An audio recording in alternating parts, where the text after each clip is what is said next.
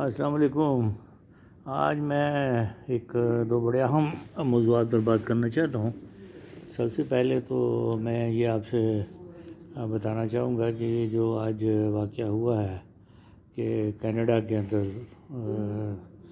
جو prime minister ہیں justice Trudeau, انہوں نے پارلیمنٹ کے اندر جو یہ بات کہی ہے کہ جی خالصتان کے بارے میں جو وہاں کے جو سکھ رہنما تھے ان کے اوپر انڈیا کے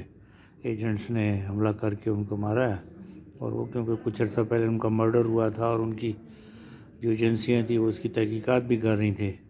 تو یہ ایک بہت بڑا بیان ہے۔ یہ ایک شو کرتا ہے کہ انڈیا کس حد تک اب آگے جا چکا ہے، اور وہ تقریباً انہی پالیسیز پہ چل رہا ہے جو ایک زمانے میں اسرائیل نے اپنائی تھی کہ اپنے ان لوگوں کو جو ان کے مجرم تھے اس سیکنڈ ورلڈ وار کے، ان کو کسی کو ارجنٹینا میں جا کے مارا، ساؤتھ امریکہ میں بڑی دور دور جا کے۔ لیکن وہ وقت اور تھا، آج کا وقت اور ہے۔ آج کے دور میں بڑا سویلائز معاشرہ ہے۔ کسی بھی ملک کے شہری کو کسی دوسرے ملک میں جا کے قتل کرنا یہ کوئی آسان کام نہیں ہوتا۔ تو اس میں پوری اب یہ ایک چیز ثابت ہوگی کہ اس کے اندر انڈیا کی جو اسٹیٹ ٹیررزم انوالو ہے، یعنی انڈیا کی اپنی حکومت انوالو ہے، اور یہ چیز جو ہے دنیا کے اندر اسٹیٹ ٹیررزم کو بالکل برداشت نہیں کیا جاتا۔ تو ٹیررزم ہے، انڈیویجول ایکٹس تو ہو سکتے ہیں نان اسٹیٹ ایکٹرز کے، تو لیکن جب اسٹیٹ یہ کام شروع کرواتے، اور پاکستان یہ بات بہت عرصے سے کہتا بھی رہا ہے، تو اب یہ کیونکہ کینیڈا میں یہ واقعہ ہوا، اور کینیڈا کے جو وزیر اعظم ان کا اس قسم کا ریکارڈ ہے بڑا اچھا کہ وہ ہیومن رائٹس کے بارے میں، اور وہ بڑا صاف گو آدمی ہے۔ G20 کی کانفرنس میں بھی ان کو انڈیا نے کافی دیکھا جائے تو بڑا ان کے ساتھ ایک شرمناک سلوک کیا، لیکن انہوں نے اس چیز کو مائنڈ نہیں کیا۔ اور لیکن کینیڈا بڑا اہم ملک ہے، وہ نیٹو کا بھی ملک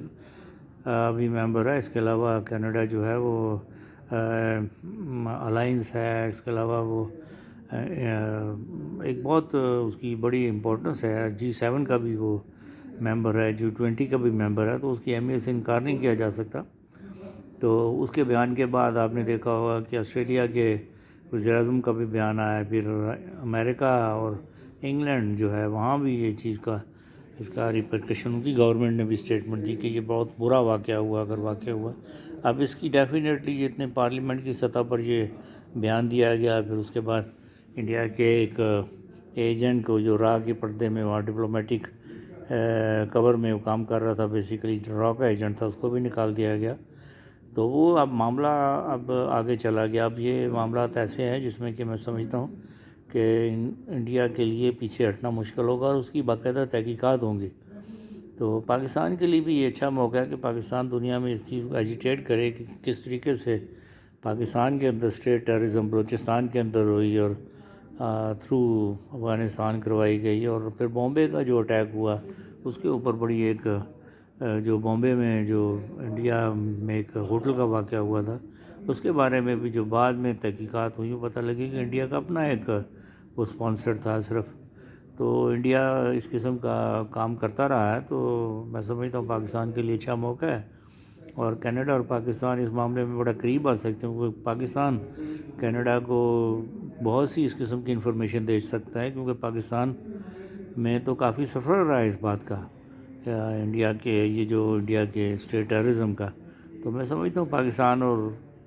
کینیڈا اس معاملے میں کوآپریشن کریں تو کافی اس کے اچھے نتائج نکلیں گے، لیکن انڈیا کے لیے کافی سیٹ بیک ہو، خاص طور پر ابھی G20 کے ممالک سے جس طریقے سے انڈیا نے اپنی پروجیکشن کی، اور مودی نے خاص طور کے اوپر،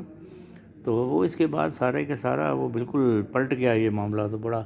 مشکل ہو گیا انڈیا کے لیے۔ بہرحال دیکھیں آگے کیا ہوتا ہے پاکستان کے لیے۔ بہرحال اس بارے میں اچھی خبر ہے کہ پاکستان کا جو موقف تھا وہ سچ ثابت ہو رہا ہے۔ Thank you.